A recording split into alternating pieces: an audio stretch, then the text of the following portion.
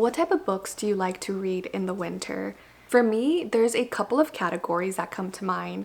The first are books that are set either in a cold wintry setting that feel bleak or make me feel cold regardless of the setting. I also tend to gravitate towards books that I can get lost in, books that will suck me right in with an engaging plot and will just make me want to keep reading till the very end. And then the last category that I can think of that overlaps a little bit with that cold and bleak setting are books that feel very meditative, books that make me think, books that will leave me with a lasting impact.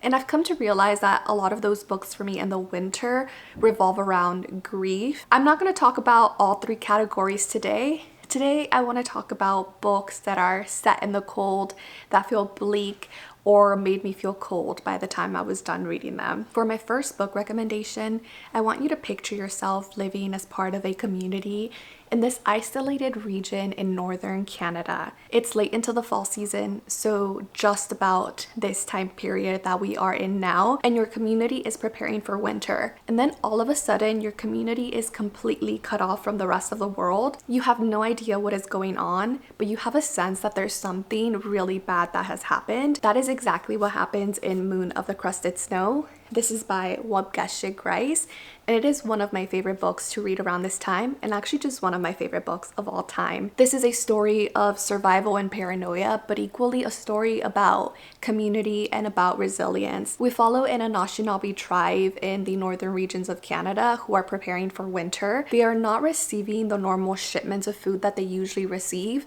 and when two of their own come back from college, letting them know that something big and bad is happening to the outside world, they realize that they might be alone for the next couple of years. Highly recommend. Perfect winter setting.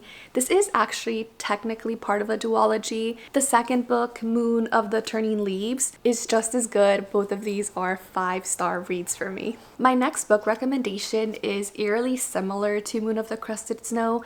However, the focus is no longer about community. It's more about a father and daughter relationship, about fatherhood, and about the things we pass on to our children. That book is The Silent Woods. This is by Kimi, Cunningham, Grant. So in this book, we are following a father and his daughter as they are remotely living somewhere in the Appalachian Mountains. Apart from a very nosy neighbor that they have, they are completely alone. They hunt and scavenge, and every year they have a friend that brings them extra supplies that they might need every single winter. Now, one particular year, that friend is late. He is not showing up. They're not sure why. They're not sure if he is coming. So from there, they have to devise a plan about what to do next. This is a book that didn't quite stand out to me when I initially read it. It's a book that I literally cannot stop thinking about ever since. I will warn that it's very slow paced. It's very subdued. It is a literary thriller, so no going into it that it's not going to be fast paced. It is a character driven book. Okay, for my next book recommendation, I want you to think about your night routine. You have just gone to bed.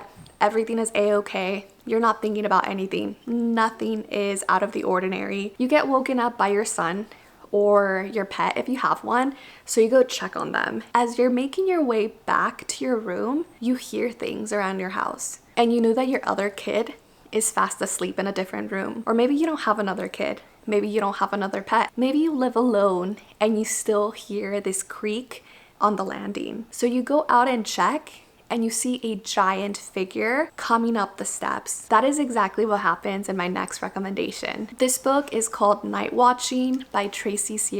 In this book, we follow a grieving mother. Her husband has recently passed away, and in this grieving state, she is left to care for her 2 kids. She lives in a pretty remotely isolated community. There are houses around her, but they're not immediately around. It's also the middle of winter, and it is snowing outside, so you know that running is not going to be an option. She also has 2 little kids to think about. There is a man who came into the house and is looking for something or someone. So this mother has to quickly think on her feet, gather her kids and hide them, and make sure that they don't make any sounds. This is another story of survival, but it's also a story about motherhood, about being a woman, and about being believed. Going into this book, I knew that I was going to get a fast-paced thriller that was going to keep me at the edge of my seat, and it delivered on all of that. But what I didn't anticipate is this nuanced look at motherhood and mental health and on being a woman raising 2 kids on your own. I really enjoyed this book, and if you can stomach the home invasion, I highly recommend. This next recommendation is going to seem out of place because of the setting. It's not set in the winter, it's actually set during the summer in this vast and barren desert. It's a book that quite literally left me feeling cold by the end, which is exactly why it's on this list. The narrative style is also very simple yet sharp, and it is a mere 112 pages. So for anyone looking to read a short book by the end of the year, I think this is a perfect one. This book is Minor Detail, and it is by Adania Shibli. It's a fairly short book that is told in 2 parts. The first part takes place during the summer of 1949, which is the year after the Nakba happens, and we follow a Bedouin girl who is kidnapped by an Israeli soldier and the events that happen right after that. Now, 25 years later, we're following a different woman who learns about this particular incident and begins to investigate what happened to this girl. This is a book that examines the psychological ramifications of life under occupation. Especially during the second part, we follow this woman as she lives her day in and day out and has to cross so many different borders and gain so much access to just be able to exist. It's also a short but powerful look at the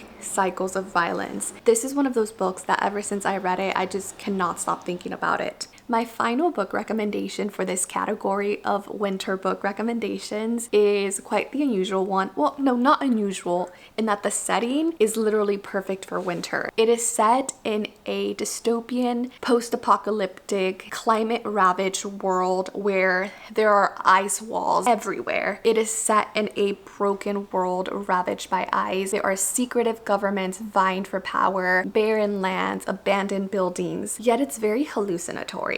It's a book that feels very intangible in its characters, in the setting, in the way that the story progresses. And part of it is because we follow this very unreliable and paranoid character, so you will be guessing at so many things throughout it, but the atmosphere was amazing, and by the end of the book I really quite enjoyed it. This book is Ice by Anna Kavan. I'm pretty sure it's considered by most people to be a science fiction classic, and in this one we're following a man who is searching for the girl. We have no idea who this girl is, but he is going on this quest to look for this girl and find her. He will go to the ends of the earth to find this girl. It's a story about climate change and violence, about femicide, and about life under a totalitarian regime. So those were my 5 winter book recommendations for books that are cold, eerie, and bleak. I will have more winter book recommendations in the following weeks. Let me know down below what's a book that you loved that fits this category. Bye.